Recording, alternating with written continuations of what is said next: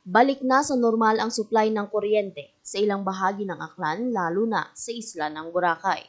Ayon kay Regan Alcantara ng National Grid Corporation of the Philippines o NGCP, na naibalik ng mas maaga ang operasyon ng Unidos Katiklan 69 kV line noong February 13 kung saan nakumpleto ang restoration works bago ang target date nitong March 2026.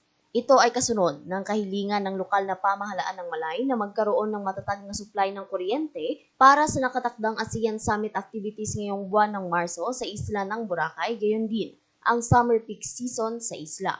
Anya, nag-deploy ang NGCP ng 24 na line gangs mula sa iba't ibang bahagi ng Visayas at South Luzon upang mapabilis ang proyekto. Bagamat ganap nang naibalik ang 69 kV line, patuloy na isinusulong ng NGCP ang pangmatagalang solusyon para sa lugar, ang Nabas Katiklan Boracay 138 kV Interconnection Project na target makumpleto sa August 2026. Sa oras na matapos, magbibigay umano ang proyekto ng maayos at maaasahang supply ng kuryente sa Aklan at mga karatig na komunidad. Balik na sa normal, no?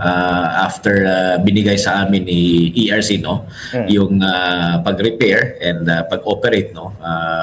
So we were able to facilitate, no? Agad, no? Kasi gipite sa oras kasi we were running against time kasi dahil with the ASEAN Summit, no?